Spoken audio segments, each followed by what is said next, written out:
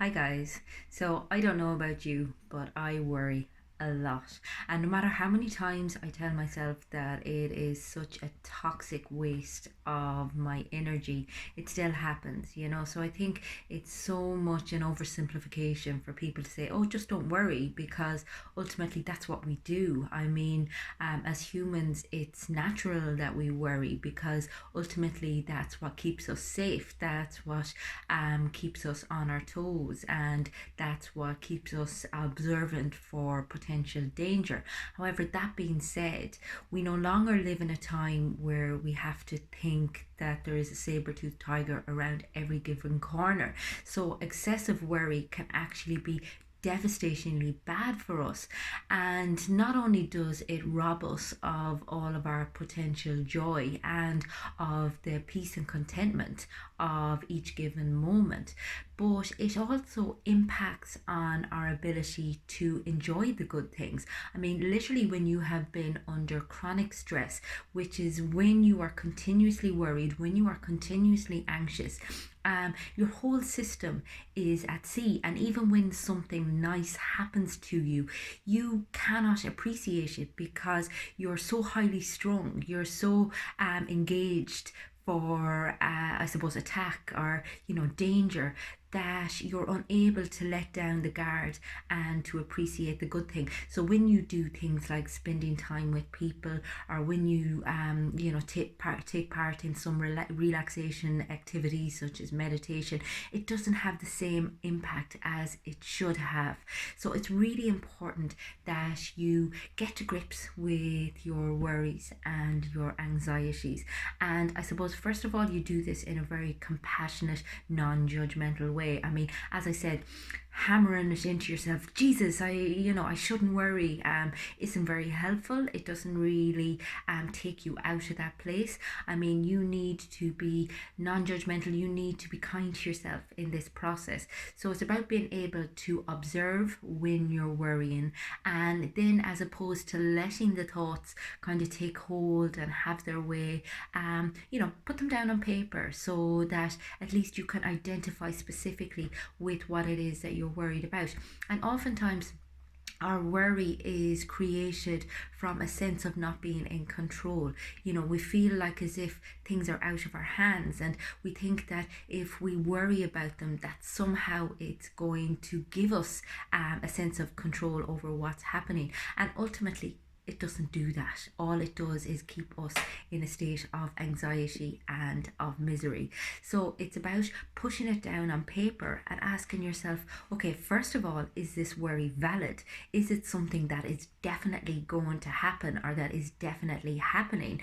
As opposed to, is it something that is not so much a figment of your imagination, but that has no factual basis as of yet, and doesn't warrant any level of worry as of yet. And if it's not really factual, and if it doesn't warrant worry, then you need to tackle it. You need to ask yourself then, okay, what benefit do I get from worrying about this? And you'll generally find that there's none whatsoever. As I said, worrying just keeps you in this state of uneasiness, of high anxiety. It's not a nice place to be. And as I said, it can oftentimes feel like we are protecting ourselves by worrying about things. It can feel like as if we're exerting control over the likelihood of something happening, whereas we're not. And the more we can recognize that, the better off we're going to be. And oftentimes it can just require distracting yourself a little bit. So identifying the thought and teasing it out, being like, okay, is there anything I can do about this? Is this matter in my hands?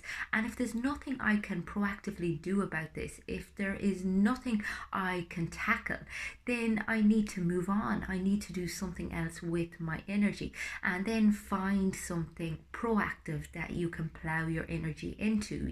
And oftentimes I find doing something very intricate is helpful here, that involves a lot of concentration or a lot of focus, because it switches your attention completely to the kind of mindless chatter of worry, to something that you really need to pay attention to, and it can be anything. It can be, colouring in a mindful colouring book, or just doing something that takes your mind away, as opposed to doing something mindless like going on your phone and still letting the thoughts chug away and have their own way with your overall anxiety levels. So it's about consciously choosing to pay attention to something else. Now, this is something that takes practice, because our mind is a little devil. It's always going to want to revert back to the negativity side of things and to worrying. But it's about being very conscious and aware of that revert back and being like, aha, back you come, and bringing yourself right back to the present moment. And again, asking yourself, okay, is this a positive use of the energy that I have? I mean, literally every day is your legacy, every day is your life, and you can spend all of those days worrying about things that aren't going to happen, or you can spend all of those days going round and round in circles, thinking that somehow thinking about things is going to change the outcome. The reality is, all it changes is your ability to enjoy your life. If worrying is a major issue with you and you struggle to get past it, oftentimes our worries are based on past events. It's like as if we're not so much afraid of the future, we're afraid of recreating our past. And in order to get past some of those worries, we need to sieve through our past. We need to deal with the unprocessed stuff that has happened, that has brought us to this place where we feel such high anxiety. And if this is the case, I can help you with it. Get in touch with me on my website.